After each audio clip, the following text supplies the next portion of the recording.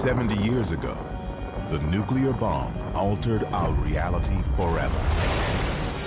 For the first time in human history, we now were capable of our own destruction as a species.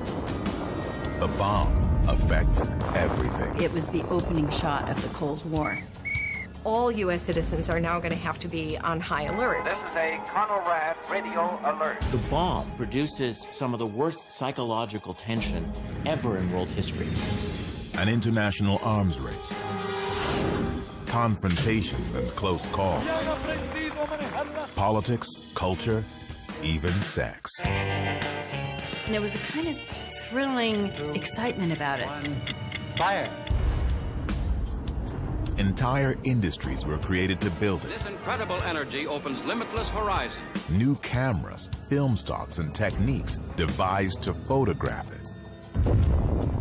Now, thanks to state-of-the-art restoration of original film masters, we can see the incredible power of this device in a new way. A technology that has changed human existence forever. The bomb has receded in the public's imagination, but it's still there. We still live in its shadow. Everybody's affected by it. There's no place to hide. It is an environmental issue, it's a political issue, it's a moral issue. It is the most important issue that we face. The bomb.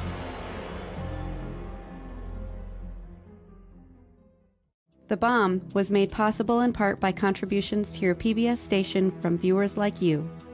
Thank you. It first appeared in the New Mexico desert, a place the Spanish called Jornada del Muerto, Journey of the Dead. Here, miles and miles from anywhere, the bomb came to life. The exact spot is inaccessible, hidden inside a 3,000 square mile weapons range. But for a few hours once every year, it's open to the public. Thank you. I'll be like Mike Tyson. They come from all over, like pilgrims to a shrine, to see and stand in the spot where the nuclear age began. Where the modern era started. It's probably what it is, turning point. At ground zero, where it actually happened. Well, it's world history too. It changed everything. The bomb that was tested here 70 years ago turned night into day and set the world on a new and dangerous path. It was a beginning that would lead to over 1,000 nuclear explosions through 5 decades. Test after test in desert landscapes, on tiny islands. A Cold War that brought the world to the brink and produced an enormous stockpile of bombs, most of which could destroy in one instant a city and much more. 60,000 nuclear weapons between the United States and the Soviet Union. If something should go wrong, the consequences would be catastrophic, not simply for one nation or another, but for mankind. No less than the discovery of fire, the bomb marks a dividing line between all that came before and everything that follows. Nuclear war would entail the end of civilization. This was a millennial change in human affairs. Everyone was at risk.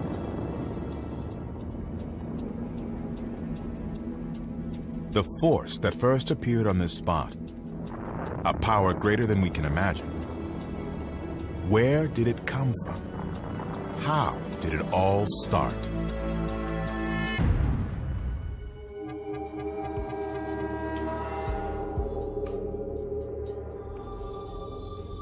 The understanding of how the world worked was being revolutionized. And in 1938, in Germany, and it's important to emphasize in Germany, the greatest revolution of all occurred.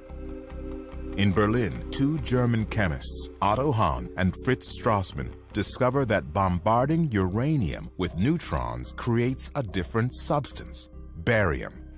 They have no idea why. But a friend, physicist Lise Meitner, suddenly realizes they have split the nucleus of the uranium atom, what she calls fission. Meitner publishes her conclusion in the scientific journal Nature. The news begins spreading through the international physics community. The implications of that were obvious to physicists all over the world. Out of a little bit of material, it can produce an enormous amount of energy. The timing could not be worse. Nazi Germany is on the rise. Adolf Hitler is about to start World War II.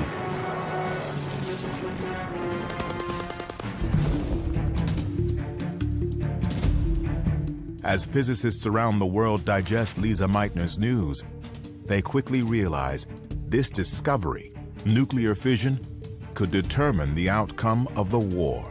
Uranium can be fissioned when hit with a neutron, producing a tremendous amount of energy. A lot of energy. Per Einstein's equation, E equals mc squared. Every physicist knew all over the world an atomic bomb could be built by the Nazis. After all, the discovery had been made in Germany. Germany had very good physicists. Maybe Hitler's building the bomb. The threat of Germany getting a bomb first is so unthinkable. Hey, we're in a race with the Germans, perhaps. But so far, the race is only in the scientists' minds. No one else understands the danger of a bomb that doesn't yet exist. Physicist Leo Szilard is convinced the only way to stop Hitler is to get the bomb first. Szilard dictates a letter, a warning about the threat of a Nazi atomic bomb. And he thought that the best strategy would be to get Albert Einstein, the most famous scientist in the world, to sign a letter to the president, Franklin Roosevelt, and get things moving. Szilard's letter and Einstein's fame do the trick. President Franklin Roosevelt authorizes a project to research uranium.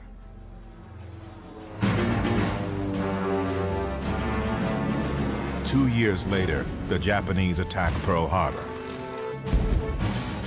Hitler declares war on the U.S. America is fighting two wars against Germany in Europe, Japan in the Pacific. Suddenly, Roosevelt's uranium research project is critically important. What began as scientific inquiry is about to become a crash program to build a bomb.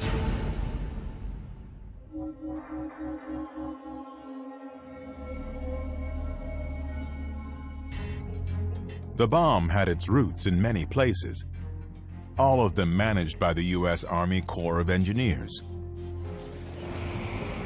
In this building, on Broadway in New York City, the engineers set up an office. On the 18th floor, the largest government scientific project in history begins to take shape. To keep its real purpose secret, the project is named after the engineer district where it's located, Manhattan. Ultimately, over 500,000 people will contribute to the Manhattan Project. They'll be led by this man, Leslie Richard Groves, Army engineer. Groves has been in charge of building the Pentagon and internment camps for Japanese Americans. Now he's itching for the next step in his career, an overseas combat assignment. Then Groves gets a surprise update from his boss. I have a project for you. And Groves realizes what it is. Oh, no, not that thing. No. He's ready to go overseas, and he's very disappointed. Developing an imaginary bomb based on invisible particles that will probably never work seems like a career dead end. But, hey, you do what you're told. You do what you're told, and you do it to the best of your ability. And he put his foot on the accelerator and never let up. But first, he negotiates a raise. He says, I'm going to have to be a general. I mean, these scientists aren't going to respect me if I'm just a colonel. Now he gets to work. Friday, day 1, purchase 1,200 tons of uranium ore. Saturday, negotiate special top priority rating for the project. Monday, meet with Presidential Science Advisor Vannevar Bush. Wednesday, go to Tennessee. Buy 56,000 acres of land for factories.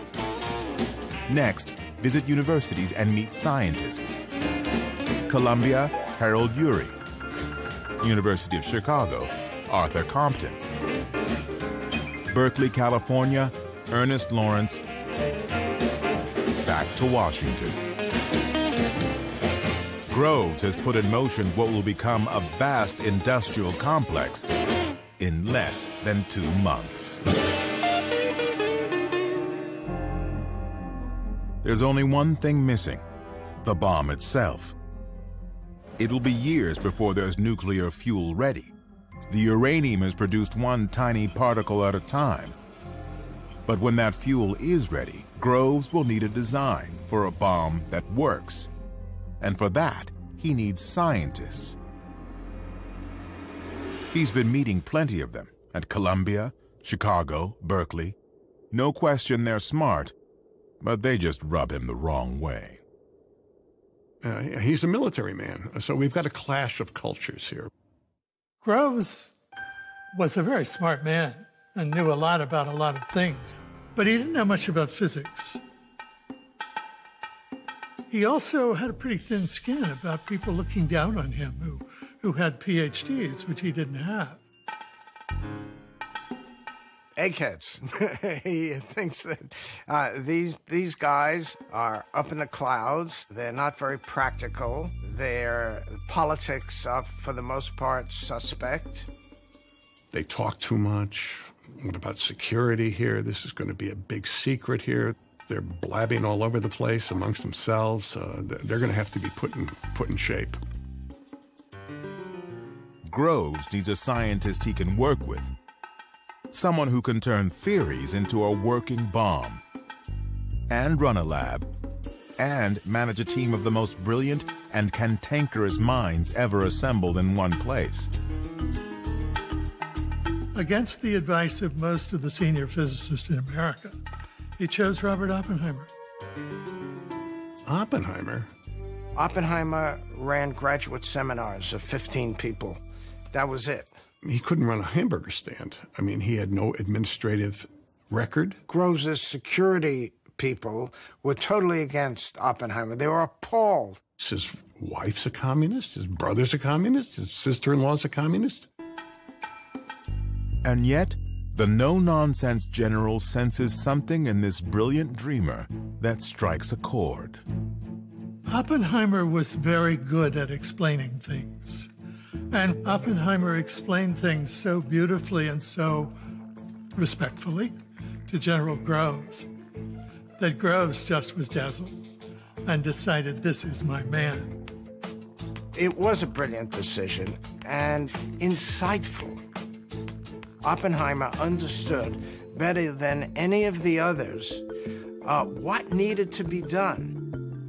And Oppenheimer saw in Groves something absolutely essential, which was Groves' ability to get Oppenheimer anything he wanted. Any person, any resources, anything.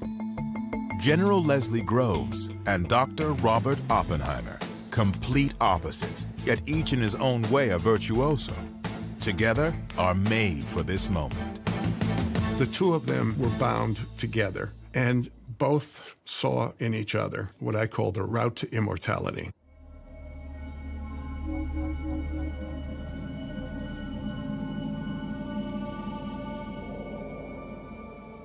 It's 1942. Groves has his lead scientist. Now he needs a special kind of uranium, U-235, the only substance that can make an atomic explosion. Natural uranium, U-238, won't work, and that's a problem. The uranium that you dig out of the ground has only about 0.7% U-235. So we then had to figure out a way to separate U-235 from U-238. You can't do it chemically because it's all uranium. Groves builds a huge complex at Oak Ridge, Tennessee to produce U-235. But it's agonizingly slow. Getting U-235 is not difficult in tiny quantities, but since you have to get them one atom at a time, it is an enormous task to do that. Just one bomb will need pounds of the stuff. Getting it one atom at a time will take years. But chemist Glenn Seaborg finds another option: plutonium. It can be produced faster than uranium in a nuclear reactor. So Groves builds another complex, reactors at Hanford, Washington, to produce plutonium. But all this will take time. And both wars are going badly. In the Pacific, the Japanese capture the Philippines. They force 60,000 weak and starving POWs to walk 60 miles with little food or water, the Bataan Death March. If you stopped, you were killed. If you just couldn't take another step forward, you died. And how did they kill you? Either bayoneted you to death, shot you, or decapitated you, depending on how they felt at that moment.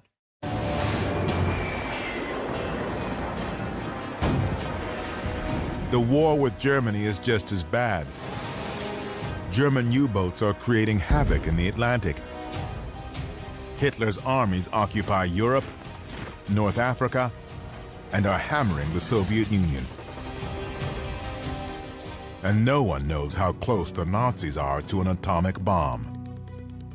Groves is, of course, consumed by this question of what the Germans are up to. The Nazis are already committing unspeakable atrocities. If Adolf Hitler gets the bomb, he will be unstoppable.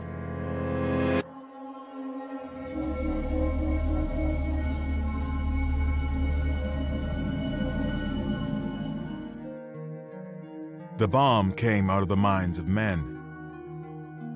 To create it, they would need isolation, freedom from distraction, and utmost secrecy. Here, deep in the Jemez Mountains, they could think their thoughts, work numbers, follow the equations.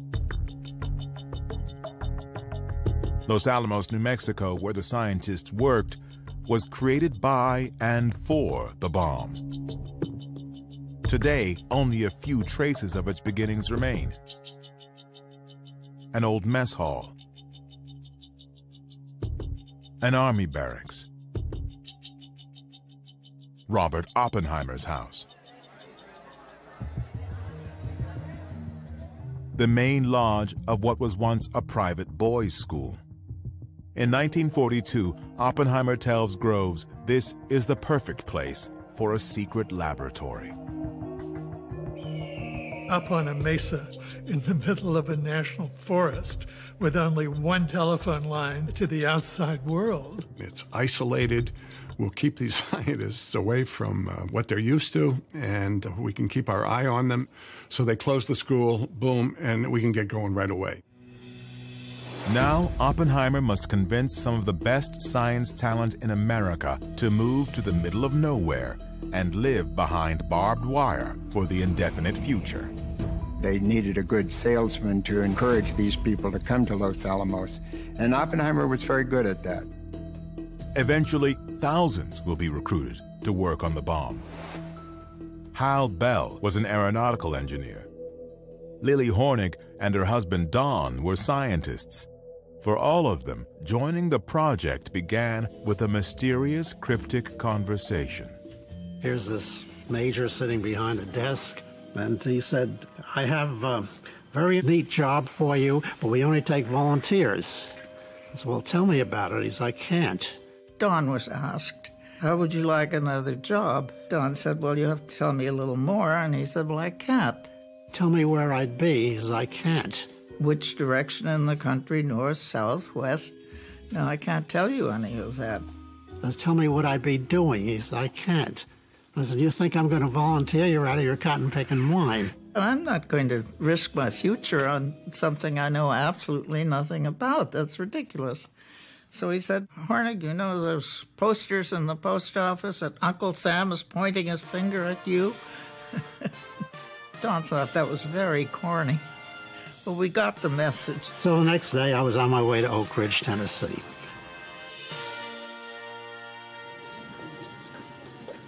Yet even in the midst of a national emergency, some assets are ignored.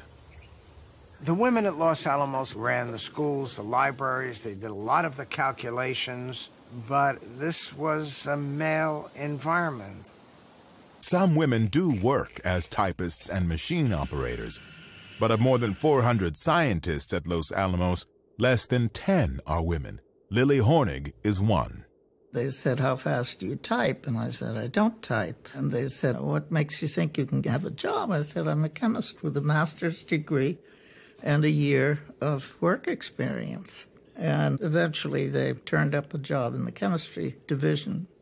So they took some women, but they made it very clear that we were not top drawer. The first lesson everyone learns is secrecy. Officially, Los Alamos doesn't exist. It's called Site Y, or the Hill. The bomb is referred to only as the gadget. You only need to know enough to do your job and no more. And don't be inquisitive about anything more. Everything was hush-hush, go where you're told, and there was no preliminary information given to me. They knew exactly who I was and why I was there. And that was better than I knew. Just picked up rumors about their building balloons up there, submarines. You did not talk about bombs, atoms, uranium. You just didn't say that. My wife didn't know what we were doing. Oak Ridge, Tennessee, where uranium is produced, has been created nearly overnight. This was a town that 1 year before had just been a farm and suddenly was a large city with 70,000 people, houses, streets. Los Alamos, New Mexico is far more remote and much less developed. One of the scientists here, Hugh Bradner, has a movie camera. The Bradner home movies offer a rare glimpse of life at Los Alamos. The films are remarkable because they exist at all.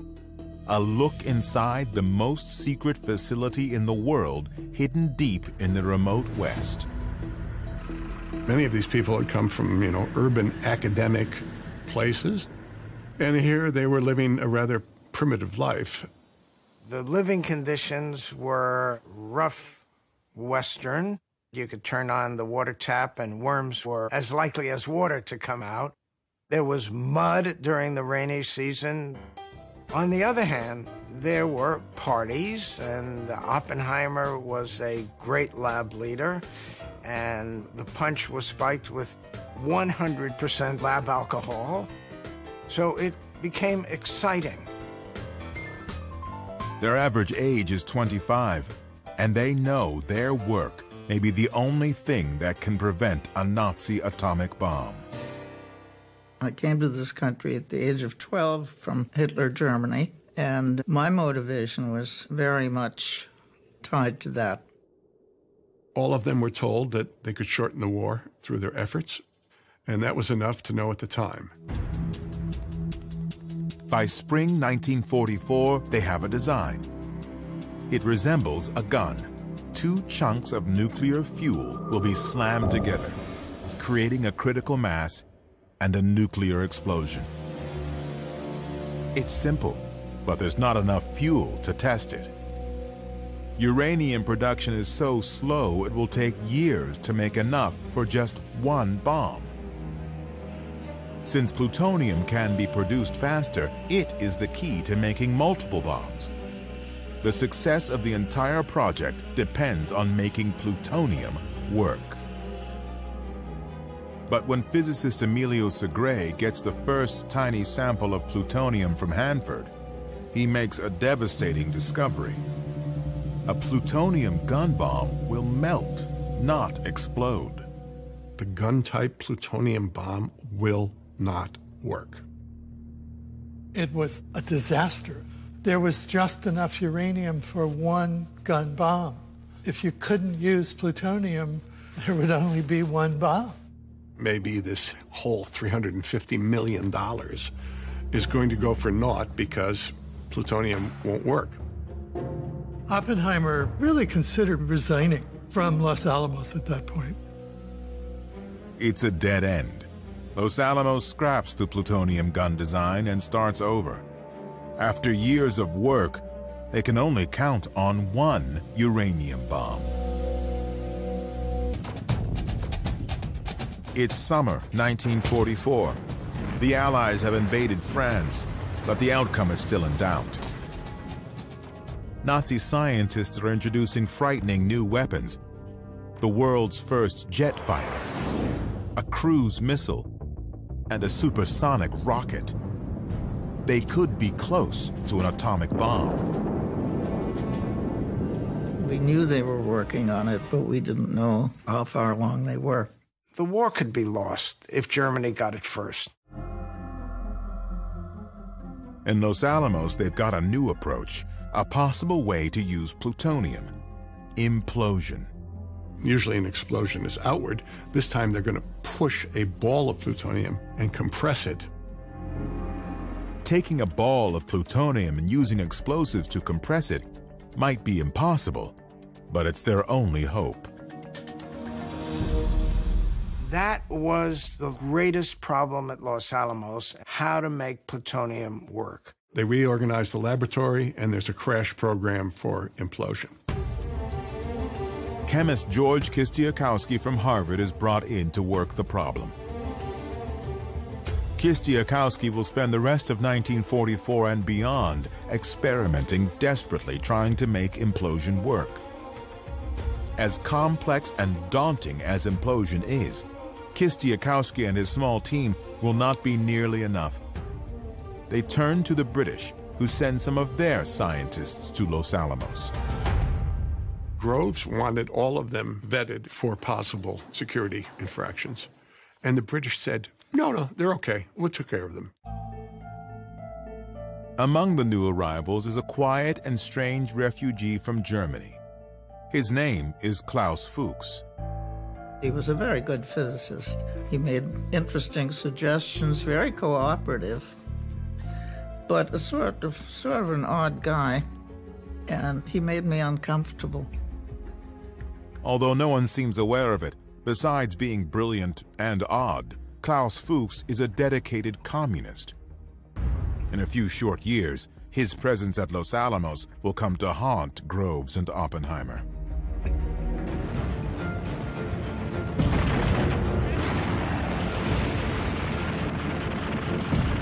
By early 1945, the war in Europe is in its final months. Nazi Germany is being squeezed between Americans, British and French on the west, and Soviets on the east. In Los Alamos, the design for the uranium gun bomb is complete. All that's missing is the uranium. There should be enough for one bomb by summer. As for a plutonium bomb, they're still working on implosion. Then, in April, tragedy. When he heard that his chief was dead, his simple humanity expressed itself in these words to Mrs. Roosevelt: "What can I do to help?" Now, ultimate authority over the bomb falls to Harry Truman. My duties and responsibilities are clear. I have assumed them. But there is one enormous responsibility that's not at all clear. Incredibly, Truman has never even heard of the bomb. He's got this responsibility that he really didn't know about because Franklin Roosevelt didn't tell him. He had been the vice president for 82 days. He had met once with Roosevelt, essentially for a picture. Oh, by the way, here, you're in charge of a project that could end human civilization. Thank you very much. In May, Germany surrenders. The war in Europe is over. Hitler and the fear of a Nazi atomic bomb, the very things that gave birth to the whole project, are gone.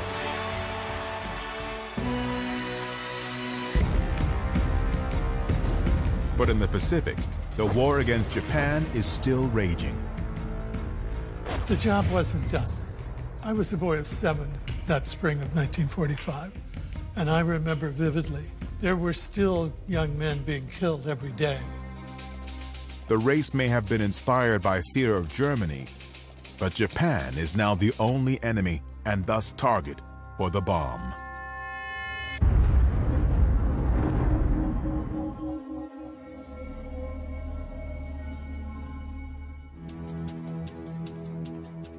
The very first bomb was called the Gadget. After 3 years and $2 billion, this is it. A 6-foot sphere filled with batteries, electronics, explosives, covered with cables to set it off and measure what happens. At its center, a grapefruit-sized ball of plutonium, the core. If this thing works, the world will never be the same. Everything comes down to a test in the New Mexico desert, code-named Trinity. It's July 1945. They've been preparing for months, putting in roads, shelters, and bunkers, miles of cable. It's the biggest science experiment in history. If it works, they'll set off the world's first atomic explosion. No one has any idea what that will be like. They need to measure, record, photograph everything. Radiation levels, shock waves, temperatures, all unknown. All must be documented.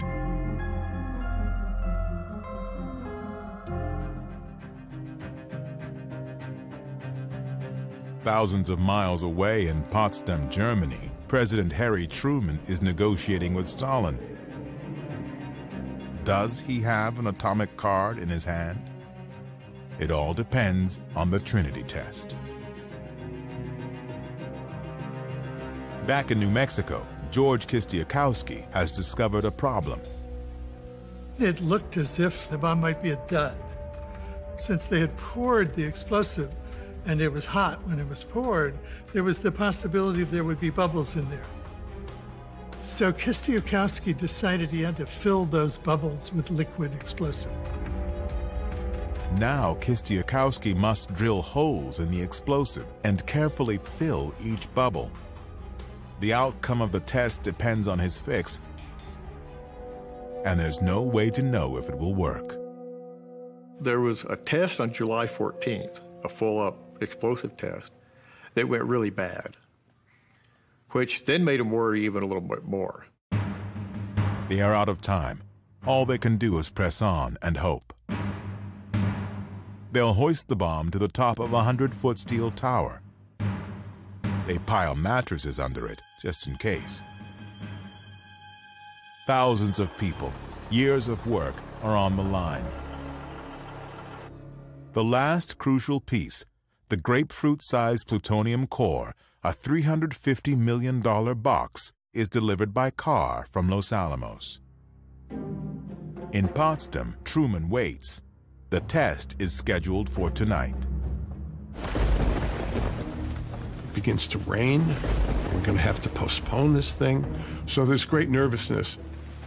Most everybody really had a knot in their gut about all the electronic connections, and there's a zillion things could go wrong. The weather looks bad, but Groves refuses to give in. And Groves becomes his own weatherman here and decides, we're going to have this test at 5:30. It looks as though it might clear just enough to get the test in.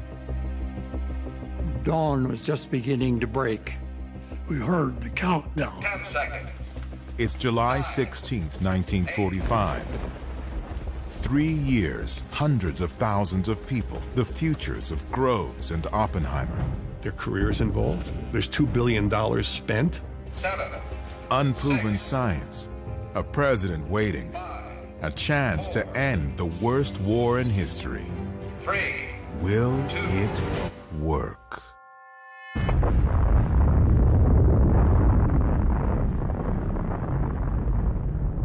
The world will never be the same.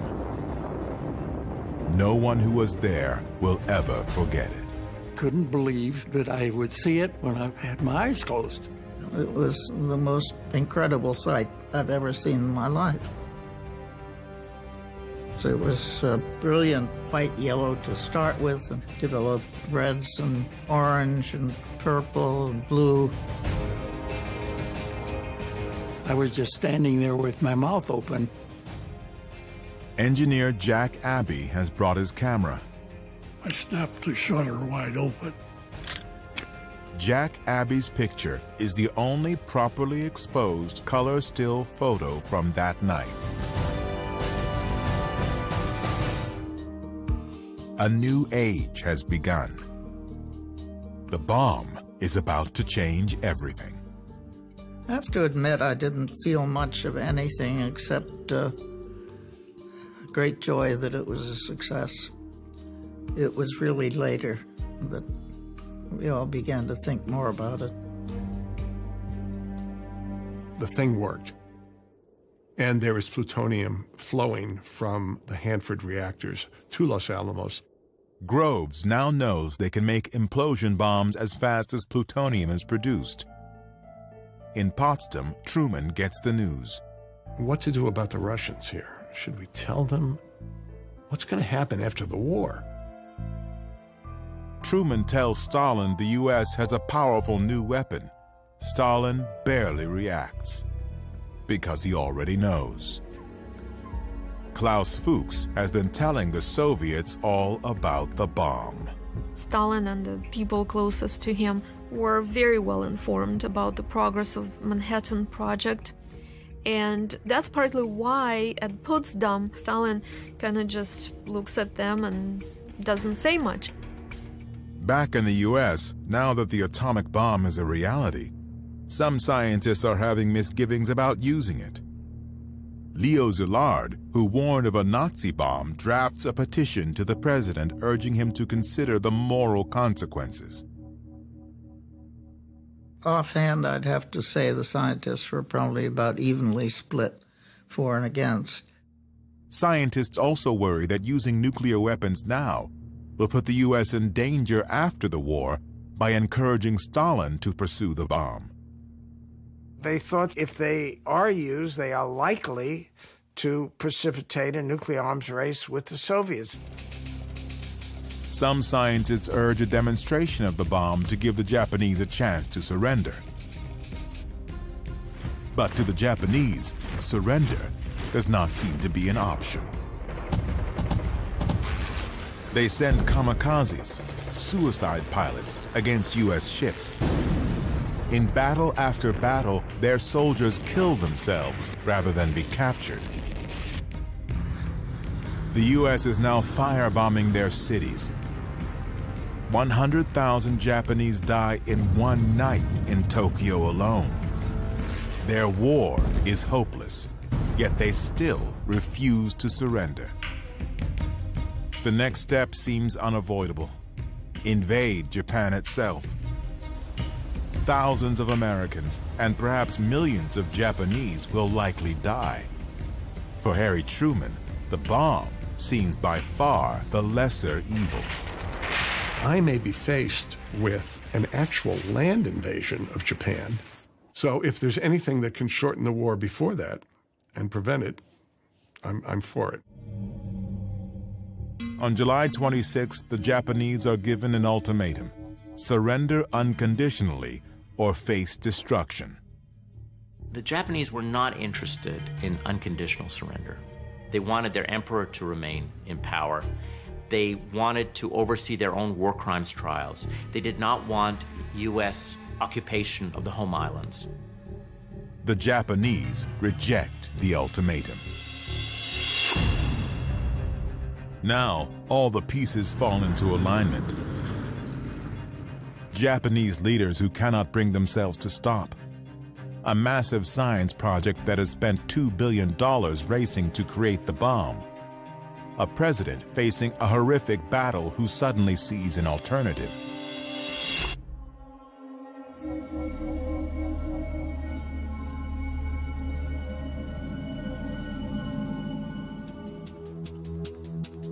What happens next, dropping 2 atomic bombs on Japan in August 1945, will become one of the most controversial decisions in American history.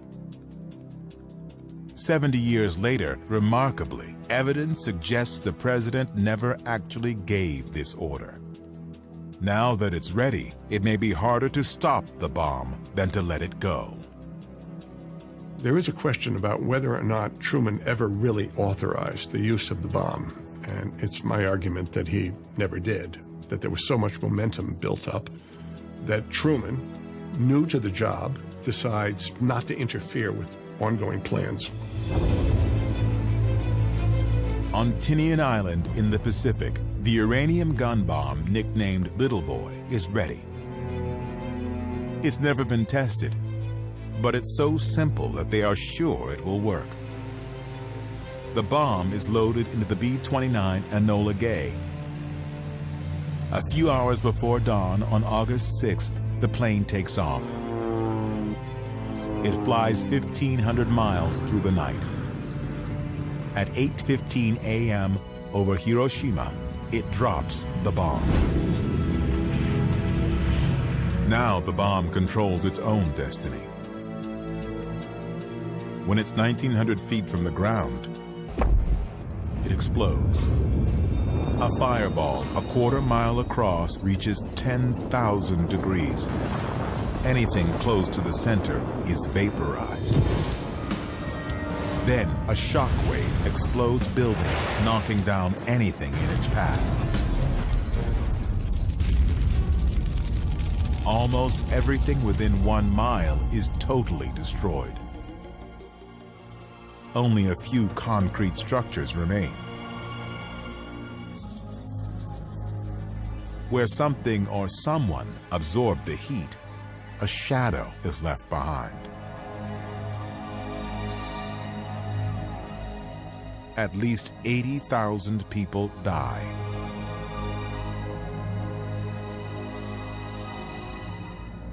Other bombings have killed more people. What's new about Hiroshima is how easy it was. 1 plane, 1 bomb. And still, even after this, the Japanese will not surrender. The shock of the first bomb didn't quite do it, actually. They couldn't even at first accept that Hiroshima had been bombed. The Japanese have their own plan to end the war. Behind the scenes, they have been secretly talking to the Soviets, hoping the Russians will broker a deal with the US, a conditional surrender. But 2 days later, the Soviet Union declares war on Japan.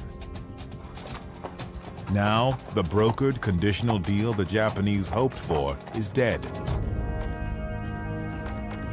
But there's still no sign of surrender. The level of resistance in the Japanese government was very, very difficult to understand. It was so great. On Tinian, crews are preparing the next bomb, nicknamed Fat Man, as President Truman addresses the nation. If they do not now accept our terms, they may expect a rain of ruin from the air, the like of which has never been seen on this earth. On August 9th, a B-29 carrying the Fat Man bomb takes off. The target is Kokura. But Kokura is obscured by clouds, so the plane heads for the backup target. Because it happens to be cloudy, thousands of fortunate people are spared. Others will die in their place. The second city hit by an atomic bomb will not be Kokura, but Nagasaki.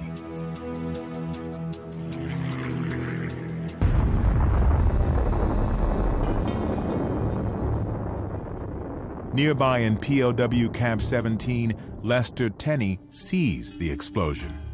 We saw this tremendous cloud rise, and it was the most unusual thing. It seemed to have a pedestal, and we had no idea what it was.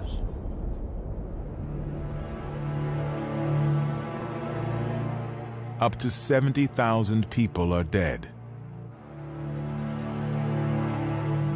Even now, after the Soviet invasion and 2 bombs, Japanese leaders still cannot agree about surrender. The Russians invade them, they still do not surrender. The second bomb was dropped, and then the emperor decided to surrender. Even then, the Japanese army did not want to. Nothing speaks well for the Japanese. Nothing. The emperor and his advisors were callously uninterested in the lives of their citizens that were being lost. They just did not care about how their people were suffering. While the Japanese leaders try to make up their minds, Groves is planning more atomic attacks.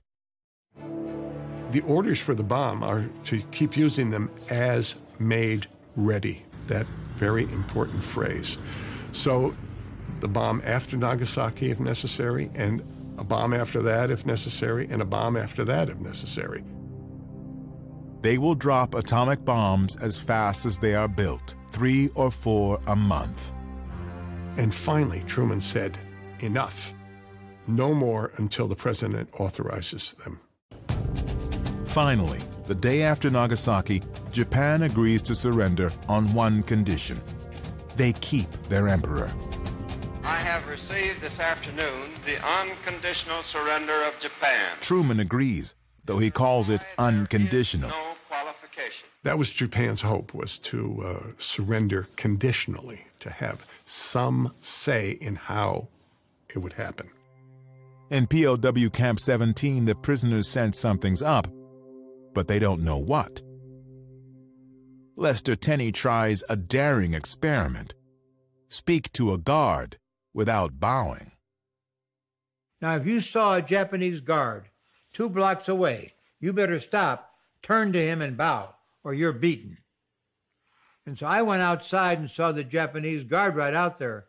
And I just walked up to him in my best Japanese. I just said, "Konnichiwa, Tomodachi." And I never did stop and bowed. And he stood at attention. And within a matter of 5 or 6 seconds, he bowed to me. He bowed to me. That war is over. The war is over, period, just exactly like that.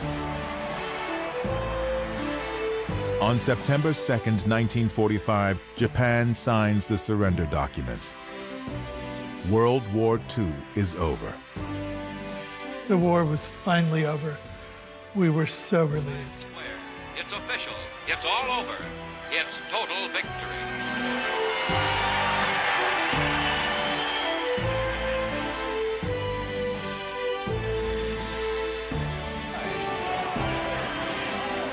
It's time to celebrate not only the end of the war, but the remarkable new bomb that helped win it. After years of secrecy, overnight, the gadget is big news. And all of a sudden, it's not only out, but here it is in the newspaper in front of me. I bought a half a dozen papers of the different kinds, but it was a shock. It's a whole new era, the atomic age, with its own genesis story. Secret cities, massive factories, the genius and the general are suddenly part of the culture. And the press went wild. The atomic age loomed upon the threshold of history. Suddenly the cat is out of the bag. Well, what did you think of that bomb we dropped on the Japs? It was new. An American invention. Thousands of able young scientists were called into service. Los Alamos Laboratory. A secret laboratory in New Mexico whose work Work, work, and more work. Here it is, General Groves. Plutonium. Plutonium. Uranium. Releasing unimaginable force. The basic power of the universe. And at the center of all of this, Robert Oppenheimer, Father of the atomic bomb. one of the most famous people in all of America. Trump's Einstein. The triumph of the bomb, winning the war with science, seems the perfect American success story. Good thing it was dropped, ended the war, saved American lives, end of story.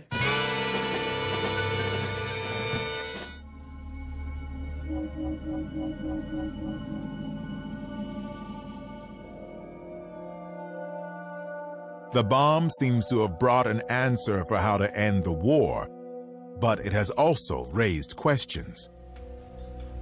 The question right away became, when are the Soviets going to get a weapon?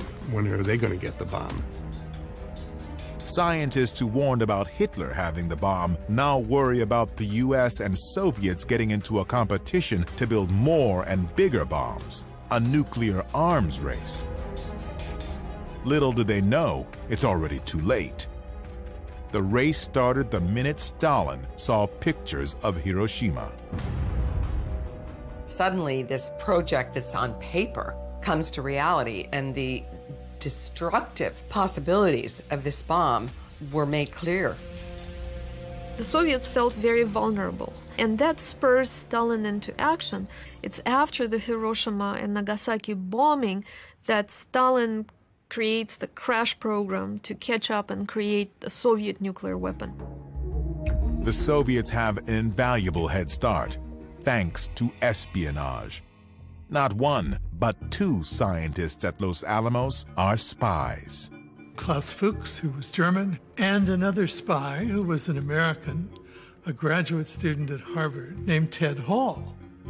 Having two independent sources inside Los Alamos is an incredible espionage coup. Well, imagine when Apple was designing the iPhone, and if Apple's competitors had two people in the room with Steve Jobs, listening to Steve Jobs work through the various difficulties and snags. They don't have to make the mistakes that Steve Jobs is making. That's what made Fuchs and Hall so valuable and so extraordinary in the history of espionage and in the history of science. No one in the US has any idea how close the Soviets are to getting the bomb.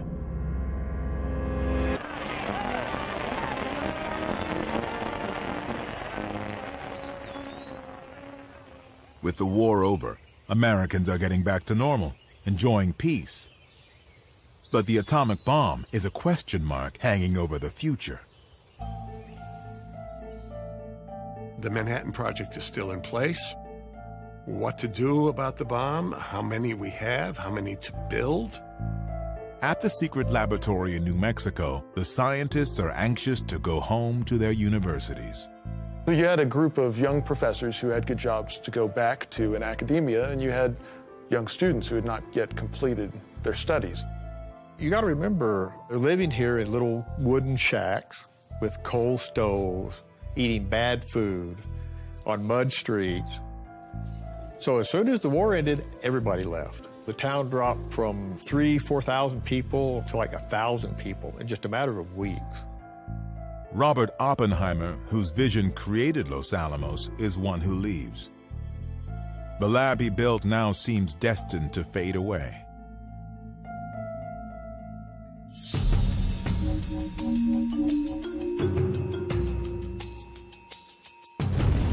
In the summer of 1945, Trinity, Hiroshima, and Nagasaki opened the door to the new age. But it won't be until a year later, in the summer of 1946, that major turning points will determine the future of the bomb. We are here to make a choice between the quick and the dead. It begins in June at the United Nations, when the U.S. offers the world a plan to get rid of the bomb. 1, manufacture of atomic bombs shall stop. 2, existing bombs shall be disposed of pursuant to the terms of the treaty. America will give up its atomic bombs if other countries pledge not to build them and agree to inspections. It's an idea that will become known as trust but verify. The Soviets refuse to pledge anything unless America gives up the bomb first. The battle to save mankind from destroying itself is still deadlocked. It is later than we think. Debate will continue for months. It's late June 1946, and the nuclear arms race will soon explode. Time now is measured in seconds. 5, 4, 3, 2, 1, fire! Just a few weeks later, a huge fleet of warships is sent to the bottom of the Pacific Ocean by the atomic bomb. Today, they still lie where they sank, Bikini Lagoon. Here, in July 1946, the public would be invited to witness an atomic explosion for the first time. The U.S. military would discover how vulnerable it was to its own bomb, and the future of Los Alamos Laboratory would be guaranteed. All the result of an event appropriately named Crossroads. Crossroads is the brainchild of this man. Louis Strauss, or Strauss as he liked to be called. A curious figure of a man who had been a shoe salesman and had made himself very rich. And then he was an admiral in the Navy, but he never sailed a ship. Extremely politically ambitious. Strauss is worried about the Navy. How will the new atomic bomb affect its future? Historically, what did we have in the country? We had an army and a navy. What does the bomb mean for each of them? It's the thing to have. It's a winning weapon. Everybody wants it. But only the Air Force has it. And in 1946, the Air Force is still part of the Army. People have been arguing that the Navy's obsolete. Now, Air Forces will control how wars are fought and won. The traditional line in the Navy during the Cold War was, remember, the Soviet Union is our adversary, the Army is our enemy. Louis Strauss thinks he has the perfect answer to the Navy's problem. A bomb test to prove Navy ships can survive atomic weapons. Operation Crossroads. Sort of a contest between the Navy and the Air Force, in which Air Force bombers will try and sink Navy ships. The first casualty in the contest is Leslie Groves. The Navy, not Groves, will be in charge of Crossroads. They'll do the test in the middle of the Pacific Ocean at the tiny island of Bikini. The Navy evicts the residents and assembles a target fleet. Over 90 captured German, Japanese, and surplus U.S. warships will be bombed. There'll be 3 explosions, Able, Baker, and Charlie. 1 in the air, 2 underwater. Crossroads is a huge operation. $100 million, 42,000 men, 240 ships, not counting the targets, instruments, cameras, and more cameras. Film, miles and miles of it. Animals, so doctors can study what the bomb does to living creatures. And reporters from all over the world. It was a show. It was a spectacle. At last, all was ready for Able Day, tentatively set July by 1st, 1946. The show begins. Dave's dream is roaring down the runway, engines singing. For the first test, Able, they'll drop the bomb from a plane. Bomb bay doors are open. The plane approaches. The bomb is dropped.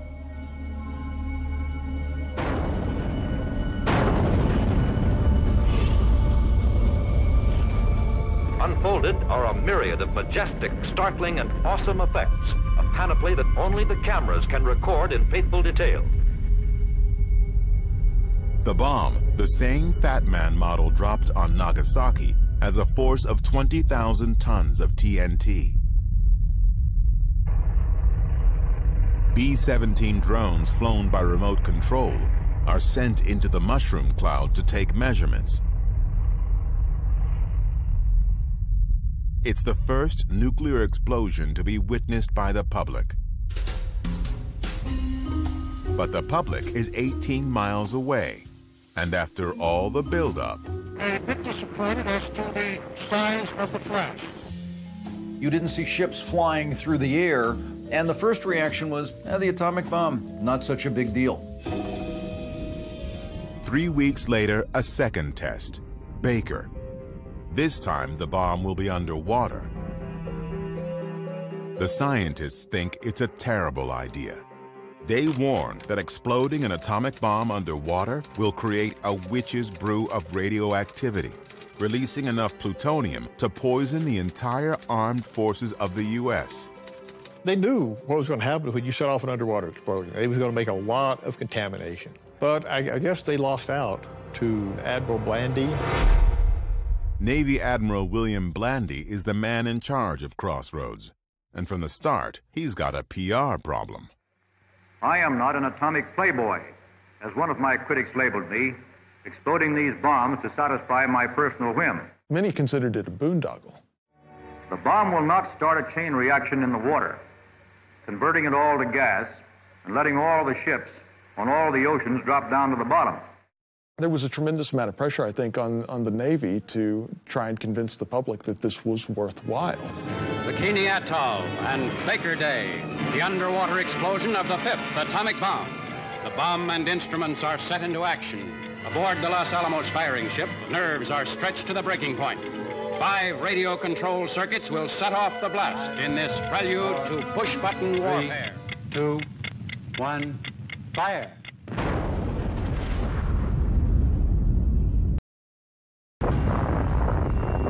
"70 years ago, the nuclear bomb altered our reality forever. For the first time in human history, we now were capable of our own destruction as a species. The bomb affects everything. It was the opening shot of the Cold War. All U.S. citizens are now going to have to be on high alert. This is a Conrad radio alert. The bomb produces some of the worst psychological tension ever in world history. An international arms race. Confrontations and close calls. Politics, culture, even sex. There was a kind of thrilling excitement about it. Fire. Entire industries were created to build it. This incredible energy opens limitless horizons. New cameras, film stocks, and techniques devised to photograph it. Now, thanks to state-of-the-art restoration of original film masters, we can see the incredible power of this device in a new way. A technology that has changed human existence forever. The bomb has receded in the public's imagination, but it's still there. We still live in its shadow. Everybody's affected by it. There's no place to hide. It is an environmental issue, it's a political issue, it's a moral issue. It is the most important issue that we face. The bomb.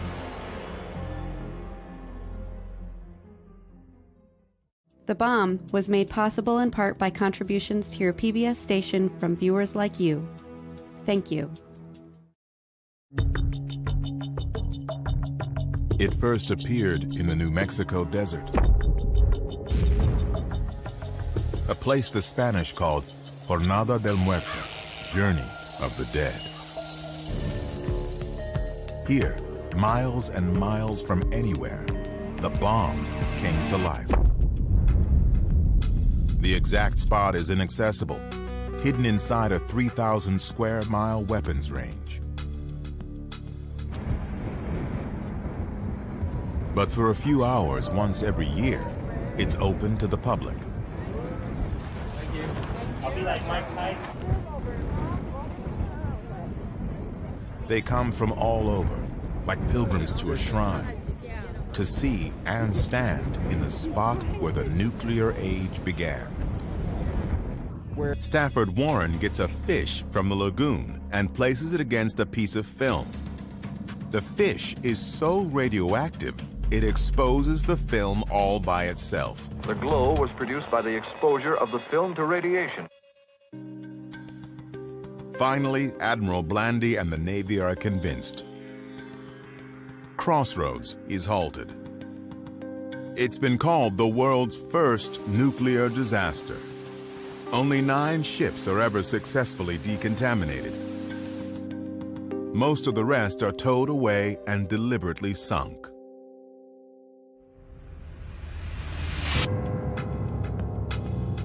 The Air Force will remain the primary keeper of the bomb for now. But Crossroads turns out to be a good thing for Los Alamos. I don't think the laboratory would have stayed in business very long had we not had a customer. But the Navy came in and gave us a job. It gave us some work to do and kept the laboratory going through some very uncertain times. After July 1946, Los Alamos Lab will grow, building and testing more and more bombs over the coming decades.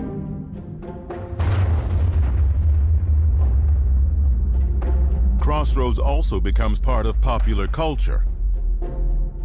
Even today, the Baker shot remains the most enduring single image of the power of the bomb.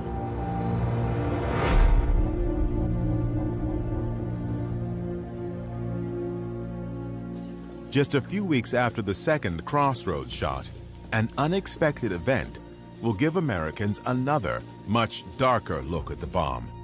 And for the first time, a major public debate about using it will begin. On August 31st, the latest issue of the New Yorker magazine appears. On its cover, a whimsical portrait of Central Park on a summer day. Inside, a very different portrait of another city on a summer day.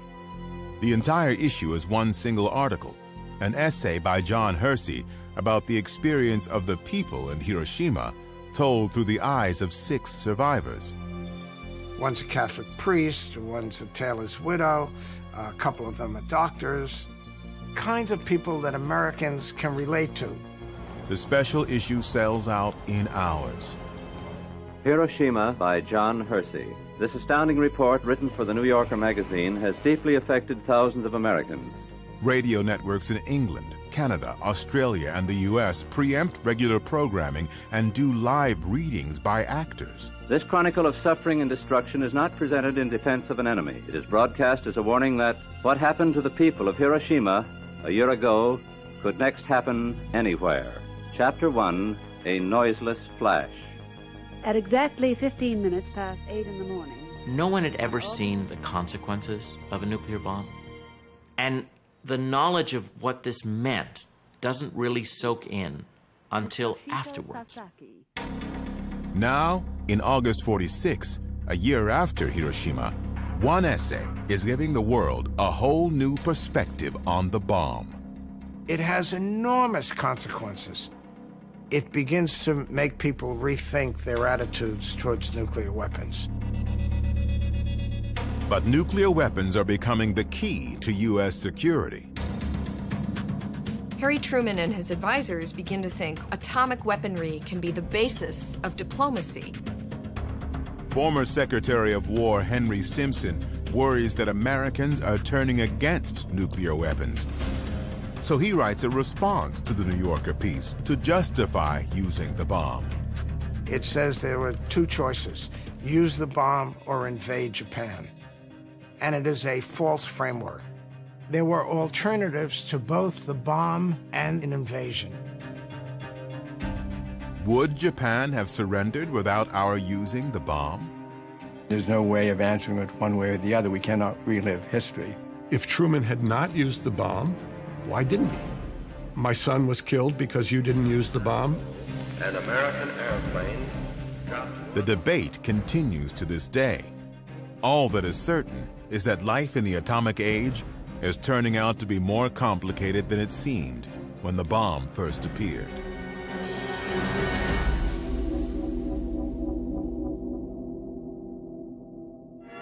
Yes, The atom is on its way to brighten our towns and to help manufacture our most dependable and indispensable household servant. The public flocked to atomic exhibits in search of understanding. The bomb had a certain kind of mystique, both terrifying and awe-inspiring.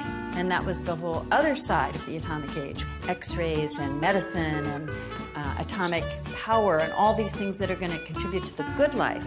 The atom has come to town. Atomic power was given by the mighty hand of God.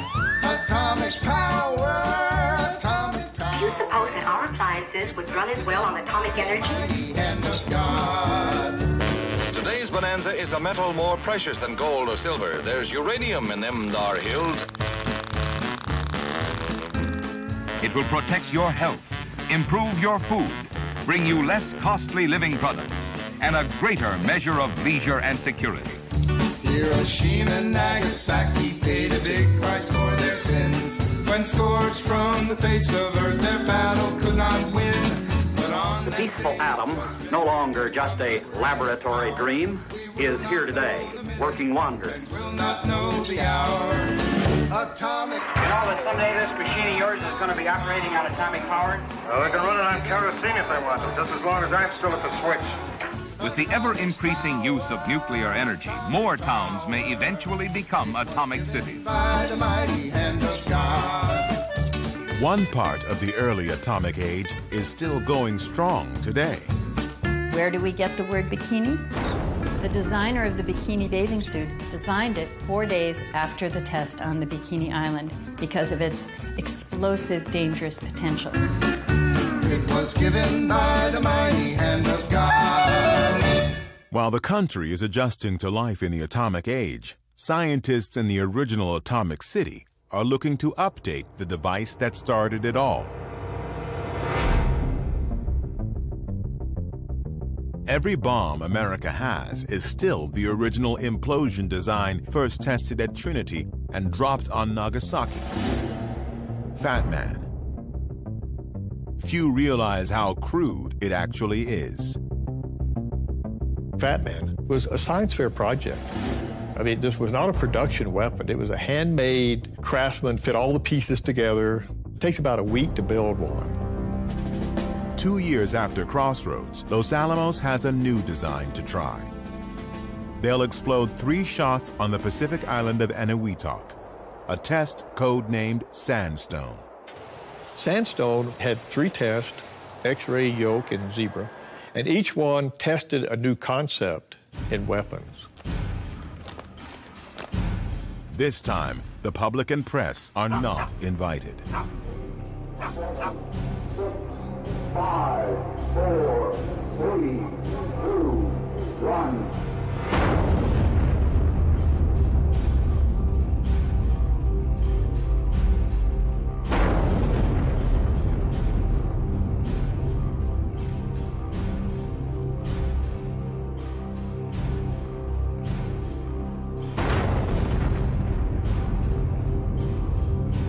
Sandstone is the end of an era. In January 1947, the bomb is put under civilian control, administered by the Atomic Energy Commission, AEC. They replace the handmade Fat Man with a new model, the first mass-produced nuclear weapon. And they open a new lab to build the bombs Los Alamos designs. It's the beginning of America's nuclear weapons complex, a massive juggernaut that will drive bomb making and testing for decades, through multiple administrations to the end of the Cold War.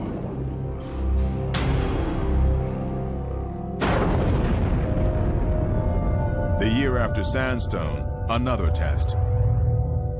But this one isn't at Bikini, Eniwetok, or New Mexico. It's in Kazakhstan. To the immense surprise of everyone, the Soviet Union tested its first atomic bomb, and the balance of power was suddenly and dramatically shifted. Testing the atomic bomb in the Soviet Union was very important because this is about balancing. If you have this possibility, you're feeling yourself much safer. Psychologically, we are now on the same level with the United States. Now, the United States cannot dictate to us. If the power of the atom was God's gift to America, well, now he had given it to our enemy too. It was a very, very scary moment for the United States. How to respond now to the Soviet Union having a bomb. We need a quantum leap beyond the Soviets. We have to stay way ahead of them. Some believe the answer is hydrogen fusion, the same energy that powers the sun.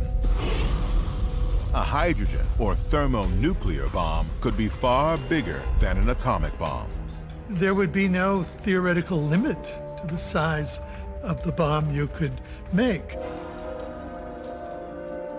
The leading advocate for the hydrogen bomb is physicist Edward Teller. Teller is kind of egotistical, and rightly so. He's a really smart guy. But he was kind of hard to get along with. An idea man. He'd have 10 ideas a day. One idea every month might be good, but he had 10 ideas a day. He was always taken with the idea of going the next step beyond an atom bomb to a thermonuclear weapon. And I give him a tremendous amount of credit for sticking with this and campaigning for this. But no one knows how to build a hydrogen bomb. It might even be impossible. We knew how to make atomic bombs. We could fill warehouses with them. But we didn't know how to make hydrogen bombs. Why would you stop producing a sure thing to work on something you didn't know how to do? Moreover, some scientists believe this is a chance to save the world by choosing to stop. This could be a turning point in human history. We can pursue the hydrogen bomb, but we don't have to. We can send a positive message to the international community. We can put pressure on the Soviets not to continue building nuclear weapons. Basically, we can set a good example. 2 months after the Soviet atomic bomb, a committee led by Robert Oppenheimer unanimously recommends against a crash program for a hydrogen bomb. Lewis Strauss and Edward Teller are outraged. But the decision is up to President Harry Truman.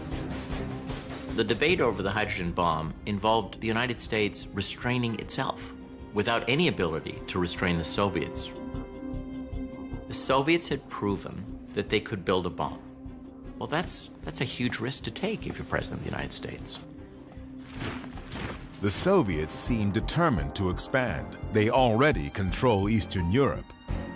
In 1948, they cut off West Berlin, hoping to take that over as well. To Harry Truman, the answer seems obvious. Containment. Contain the Soviet Union. Don't allow it to expand. Don't allow it to grow or to gain any more influence. And if we do, it's just going to creep and creep and creep until they'll be in our kitchens. We need to speed up our work with other countries in strengthening our common defenses. We are united in detesting communist slavery. At the end of January 1950, Truman announces the U.S. will build a hydrogen bomb. Truman decides to respond with an even bigger and more destructive weapon. And this is the start of the arms race. This is the start of the escalation that will last for decades.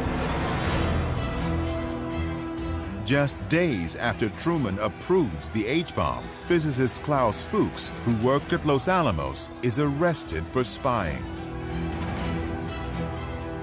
It suggested that this was sort of a leaky system, and we had to plug the leaks. It was a shock, and this was one of the first major events that set in motion the era of McCarthyism and the Red Scare.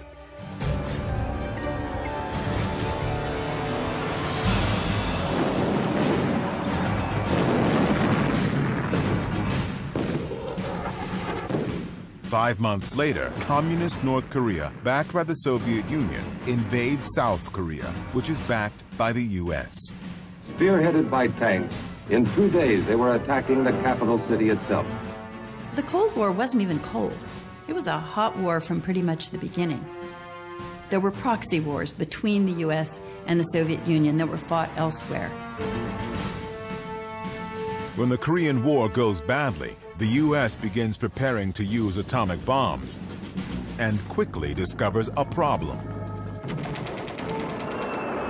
Korea is a very mountainous country, and there was concern that the bombs would not have much effect, that if we used the bombs, it might diminish their threat in the eyes of the Soviet Union. So they were never used in Korea.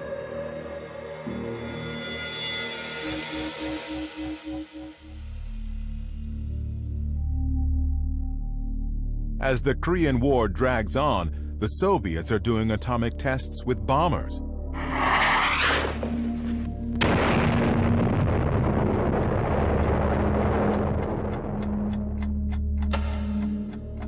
Some atomic scientists have created a symbol to show how close the world stands to nuclear catastrophe, the doomsday clock. At first, they set it at 7 minutes to midnight. Now, with a nuclear arms race accelerating, it's reset to 3 minutes to midnight. 3 minutes to global disaster.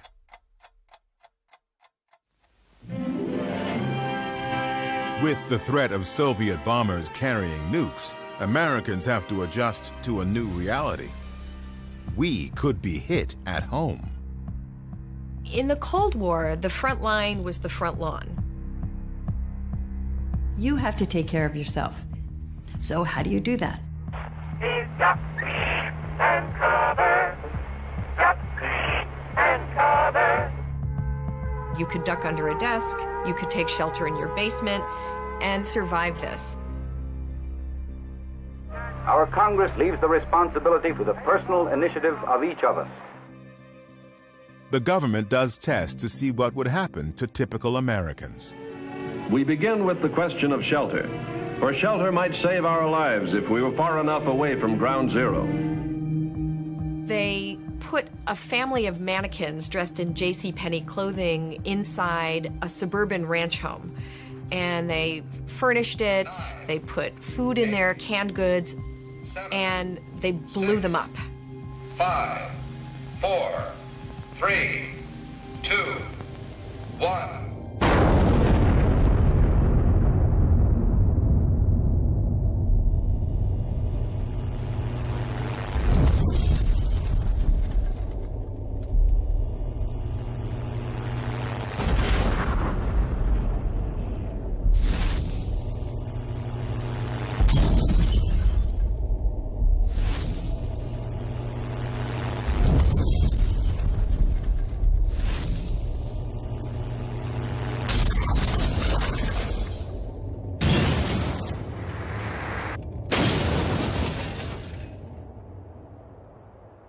In fact, the mannequins are blown into various states of dismemberment. But civil defense administrators, the lesson they took from this is that if you took the proper precautions, you could move through this. But only if you do the right things. A house that's neglected is the house that may be doomed in the atomic age. A series of civil defense tests were made to discover the effects of atomic heat on American homes. The house on the right, an eyesore. Old, unpainted wood. And look at the paper, leaves, and trash in the yard. All the earmarks of untidy housekeeping. The house in the middle, in good condition, with a clean, unlittered yard. Let's see what happens under atomic heat.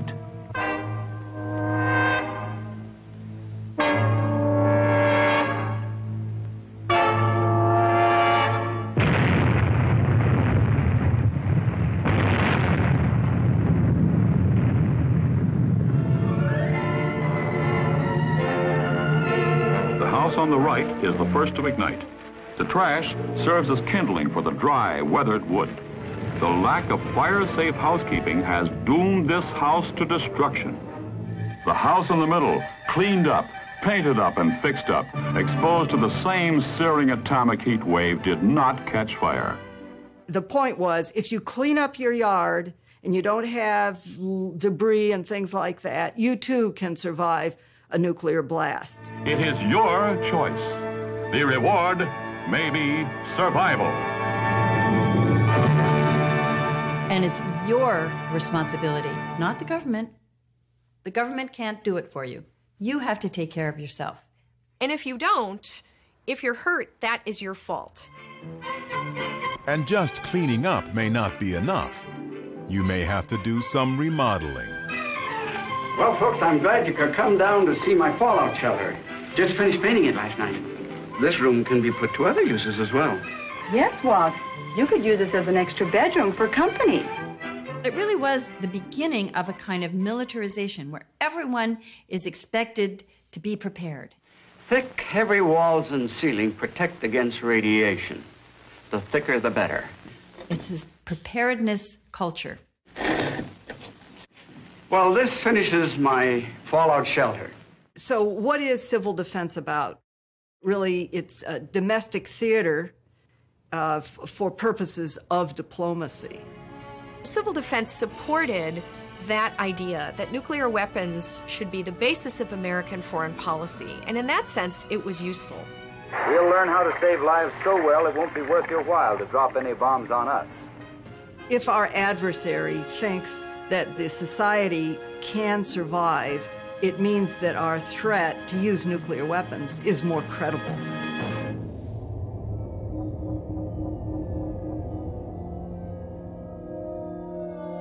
Even as the government is trying to convince the public that nuclear war is survivable, in the Pacific, scientists are ready to test the first prototype of what Edward Teller calls the super, a hydrogen bomb. The test is secret, but documented in a now declassified government film. If everything goes according to plan, we'll soon see the largest explosion ever set off on the face of the Earth. The device is more science project than weapon, not so much a bomb as a building. The liquid hydrogen fuel must be chilled to 400 degrees below zero, so part of the bomb is a refrigeration plant. The whole thing weighs over 70 tons, all to see if the thermonuclear concept will work. This is the first full-scale test of a hydrogen device. If the reaction goes, we're in the thermonuclear era. It is now 30 seconds to zero time. Put on goggles or turn away. Do not remove goggles or face burst until 10 seconds after the first light. 3, 2, 1, T0.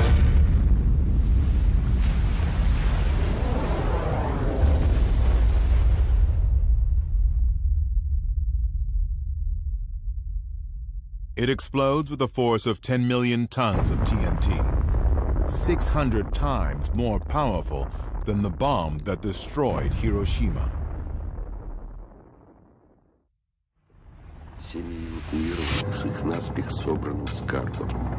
Just 9 months later, the Soviets explode their first hydrogen bomb.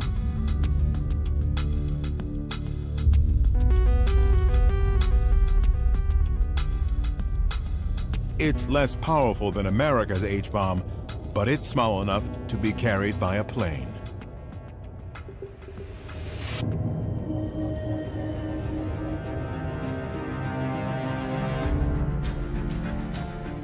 The Soviet Union has solidified control in Eastern Europe, acquired the atomic bomb, supported a war in Korea, and now has a deliverable hydrogen bomb. The U.S. is in the midst of a Red Scare, a quest to root out anyone who can be blamed for communist success. In this climate of fear and recrimination, Robert Oppenheimer is about to become a target, the victim of Louis Strauss. He is a horrible, horrible person. Really one of the evil men in this story. He's already looking for a way to attack Oppenheimer and humiliate him. Strauss has never forgiven Oppenheimer for opposing a crash program to develop a hydrogen bomb. When President Eisenhower makes Strauss chairman of the Atomic Energy Commission, he sees his chance for revenge. The first thing he did when he took office was to begin a process that would lead to having Oppenheimer's security clearance lifted. The AEC has a hearing. Strauss picks the judges and the prosecutor. He gives them secret files on Oppenheimer dating back to the 30s, and he enlists the FBI. The FBI is tapping Oppenheimer's phone and his attorney's phone and feeding this information to the prosecutor. It is totally a kangaroo court. They went back over his life step by step, mistake by mistake. People come to his defense, people attack him. The women in his life. All of this communist past. And Oppenheimer got smaller and smaller and smaller, sitting in this hard chair in the middle of the security hearing. The moment of truth comes when Edward Teller is asked, "Do you believe Oppenheimer is a security risk?" And Teller very cleverly never said, "Yes, I do." What he said was, "I would feel more secure if Oppenheimer were no longer asked to advise the government." And with that, he drove in the final nail.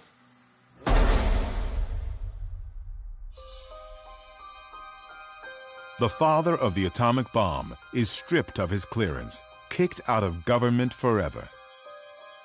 You know, it was witch hunt time. I thought that was disgusting, frankly. It achieved exactly what his enemies wanted to achieve. It destroyed him. It killed him spiritually. But Teller pays a price. The hatred to Edward was so thick you could cut it with a knife. The people who dealt most closely with Edward, I think at Los Alamos at least, disliked him for the rest of his life.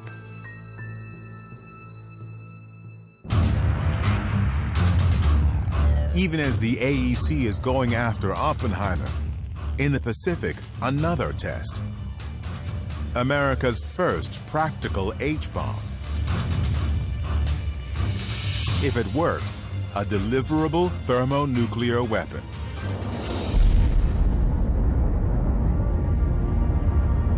On March 1st, 1954, it becomes apparent that the bomb does indeed work. Only too well. Because of design errors, it's twice as powerful as predicted. 15 megatons, equal to 15 million tons of TNT. Approximately 1,000 times as powerful as Little Boy. This is a massive, massive weapon. The mushroom cloud rises over 15 miles, spreading radioactivity through the atmosphere. Fallout contaminates inhabited islands, and a Japanese fishing boat, ironically named Lucky Dragon.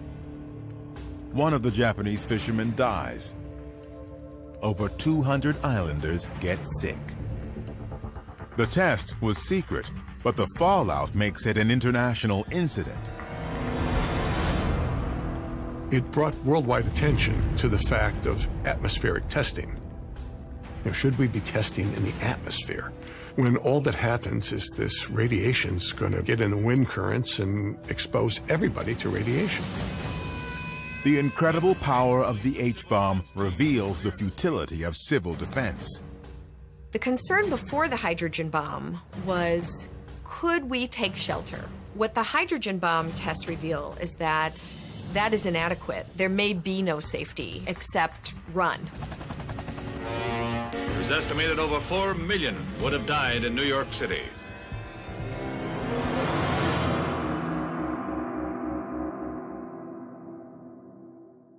If surviving a Soviet H-bomb is impossible, the only option is to deter them from attacking in the first place. To do that, President Eisenhower creates a new policy. Any Soviet aggression will be met with massive nuclear retaliation delivered by the Strategic Air Command, SAC. The Air Force maintains part of its bomber fleet airborne at all times, prepared to proceed to specific targets. SAC is led by Curtis LeMay. LeMay realizes that the bomb has forever changed war. He saw very early that wars would last for days or even hours, and everything had to happen right up front. LeMay plans a massive first strike on the Soviet Union, what he calls a Sunday punch. Ready to go at a moment's notice, his crews drill constantly.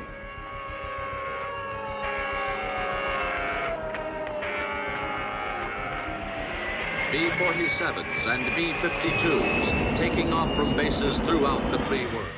All of a sudden, you've got 90 airplanes that are reporting to this airport, nuclear weapons on board. You take off, you don't know whether it's really a mission or not. Everything is so classified. You won't get those code instructions until you're airborne.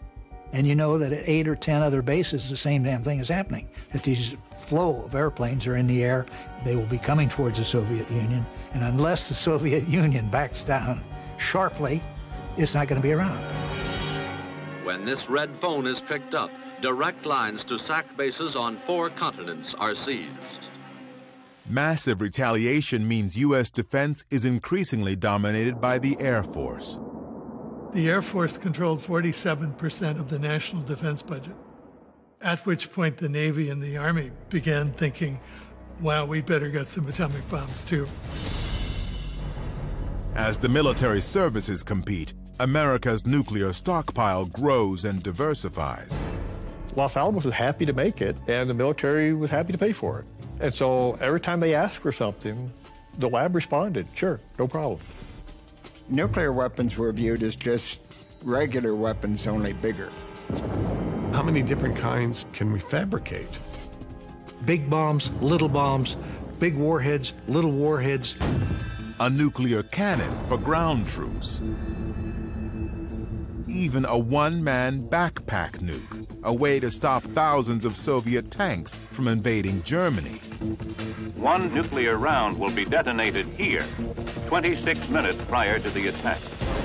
Blocking avenues of approach by barriers of flooding and cratering and landsliding, attacking autobahns or highways or railroads or bridges.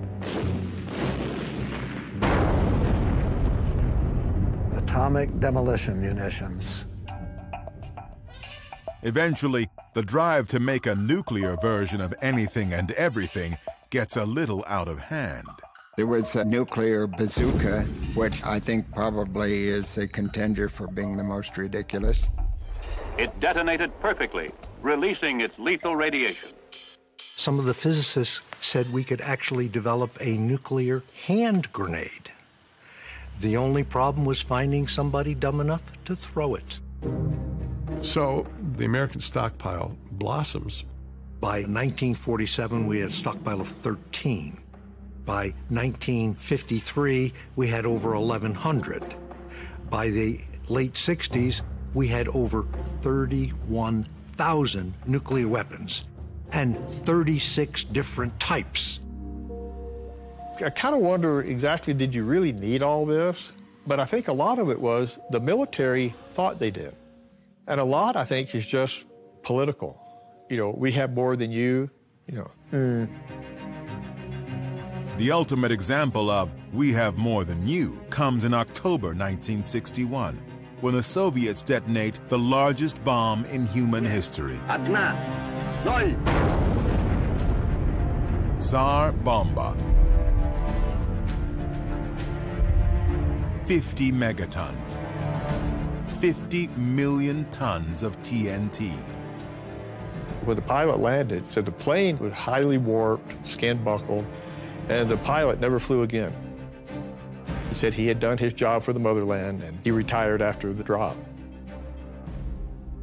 But it's good for nothing, except symbolism.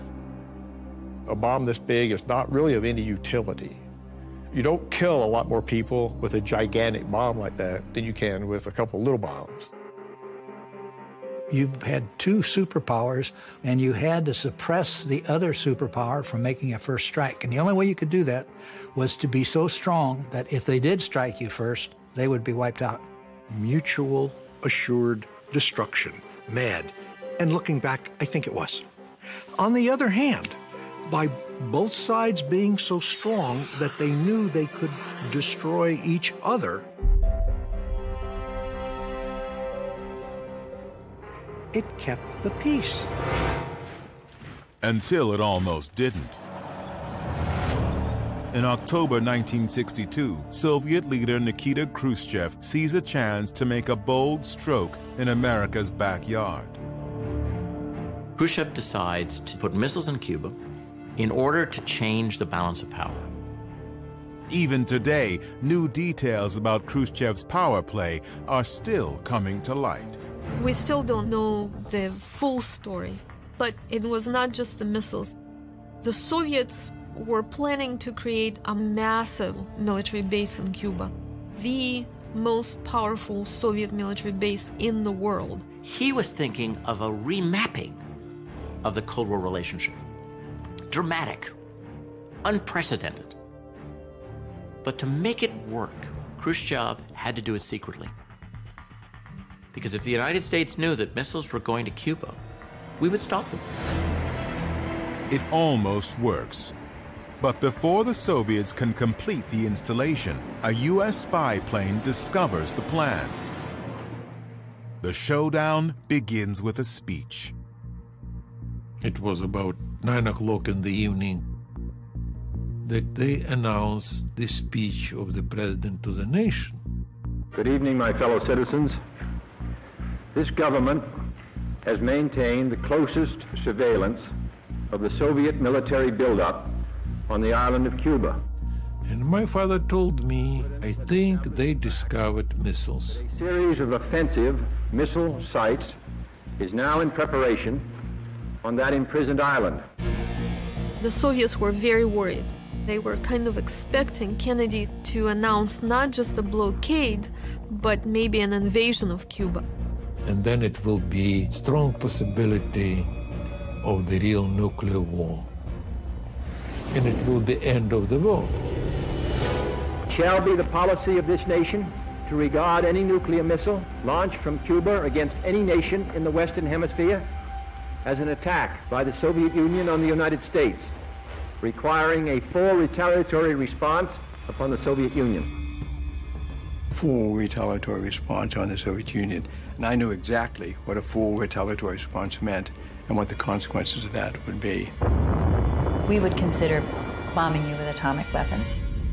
To see the President of the United States go on national television, tell the world that could happen, that got people's attention. At United Nations headquarters in New York, the Cuban crisis is the one and only subject of discussion. The issue which confronts the Security Council is grave.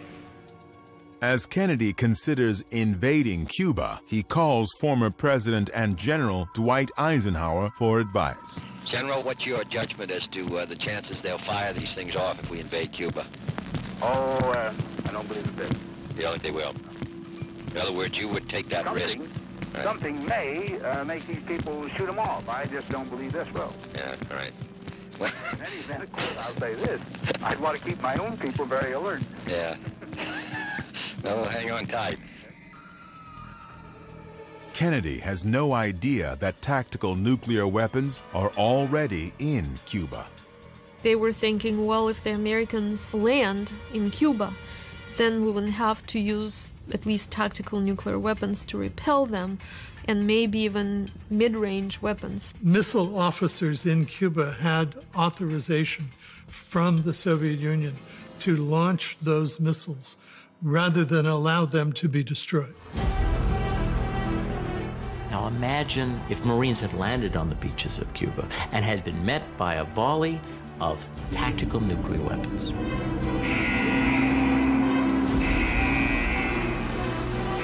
Very scary days. I truly thought we were going to war. Really, every time I went into that office during the day, I thought it was going to be my last day on Earth.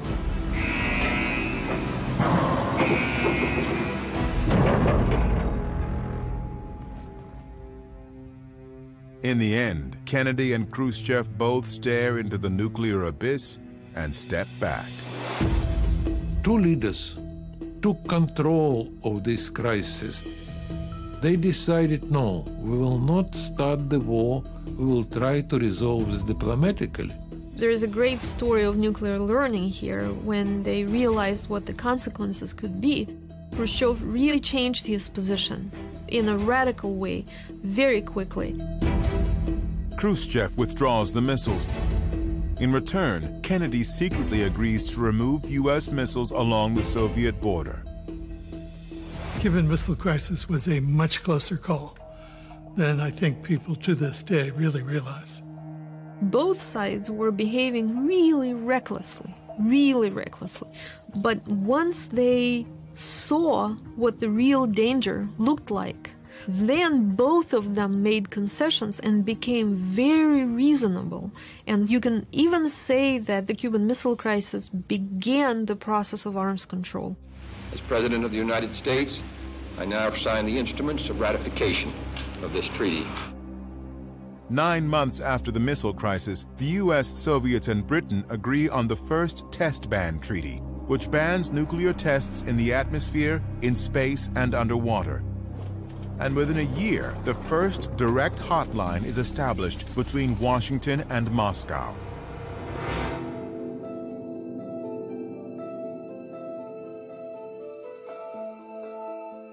Even before the missile crisis, opposition to the bomb had been building, often spearheaded by women. Don't give irradiated milk to my children, you know? You have a bomb test, the winds blow radiation to the fields where the cows eat the grass, and then you get the milk and we serve it to our children. No, we're not going to do this anymore. So many mothers marched against atmospheric nuclear testing that the United States government finally said, all right, we'll put the tests underground.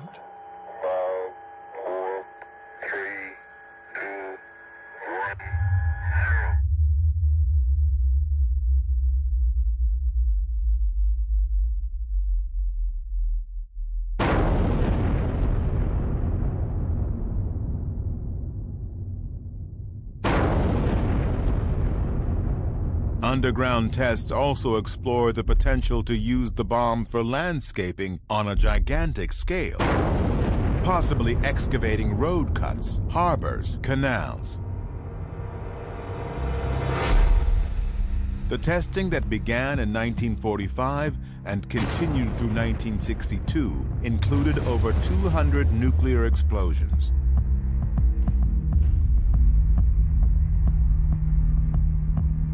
Once it moved underground, there were 800 more, before all U.S. testing stopped in 1992. But moving testing underground was only the first step. Books and films began to explore what nuclear war and its aftermath would mean. Grim dramas like On the Beach, Failsafe, the dark satire of Dr. Strangelove, No Nukes, a groundbreaking concert, film, and rally. The Day After, a television movie that draws 100 million viewers and becomes a major cultural event. And War Games, which cautions that in nuclear war, the only winning move is not to play. Slowly but surely, the public is leading the leaders. What began in 1963 with the first test ban treaty leads to other agreements, attempts to slow down the buildup of nuclear weapons. By 1986, Ronald Reagan is president, George Shultz is Secretary of State. In October, Reagan meets Soviet leader Mikhail Gorbachev in Reykjavik, Iceland, and something remarkable happens. President Reagan's on one end of the table, and I'm sitting next to him. Gorbachev's on the other end of the table, and Shevardnadze's sitting next to him. And we talked about eliminating nuclear weapons. He and Gorbachev, in a totally unscripted, totally improvisational way, moved closer to a superpower agreement to denuclearize the world than ever happened before or has happened since.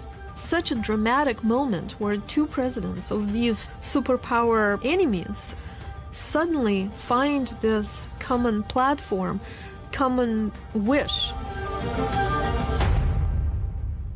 But the common wish to get rid of the bomb ultimately proves impossible. The sticking point is a new U.S. technology called Star Wars, promoted by Edward Teller. It was a technology the Soviets did not have, and it was a technology that they felt could be used to make it impossible for the Soviets to have a nuclear deterrent. And Gorbachev was not able to accept that. The Cold War is thawing. 3 years after Reykjavik, the Berlin Wall comes down. In 1991, Mikhail Gorbachev dissolves the Soviet Union, all without the bomb being used. We got out of it with the skin of our teeth. We had a couple of close calls along the way. And I think, we were lucky. These two countries were able to end the most dangerous, the most protracted confrontation in history. At the height of the nuclear arms race, the U.S. and Soviet Union together had over 60,000 nuclear weapons. It's absolutely insane. And when we get enough distance from this, people will look back on it as a moment of humanity's most extraordinary insanity. It was an overkill by 5,000% on both sides. It was stupid, it was wasteful, it would have been the ultimate catastrophe, and yet it worked. The bomb is what keeps this whole cycle a Cold War, not a hot war. Without the bomb, at some point, we would have been fighting each other. The legacy of the bomb was that it really changed the nature of global politics. It was just a whole new ballgame. The bomb brings the understanding to the politicians that now you cannot win the war, because if you will start the war, you will lose more than you will gain. Today, besides the U.S. and Russia, 6 other nations also have the bomb, plus South Africa, which had it and got rid of it, and Israel, which will not confirm or deny having it. We don't have control over them or what they might do with it. The scariest one is India and Pakistan. Some experts believe even a limited nuclear war between India and Pakistan would be catastrophic for all of us.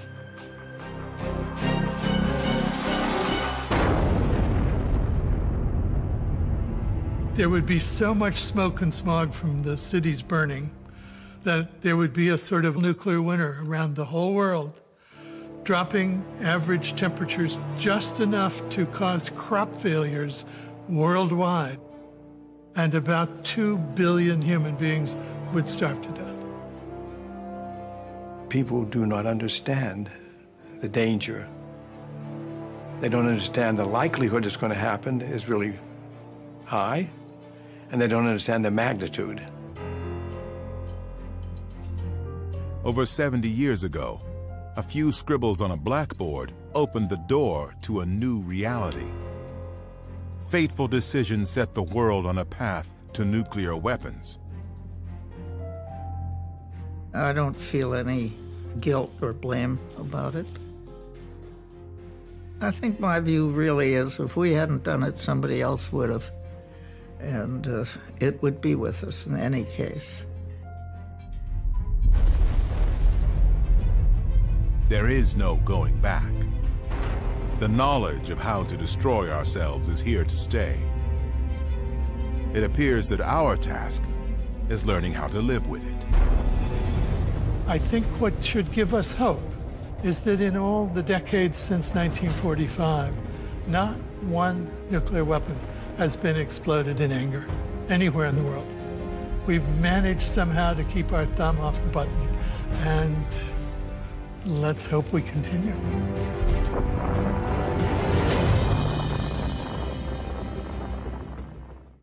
The Bomb was made possible in part by contributions to your PBS station from viewers like you. Thank you.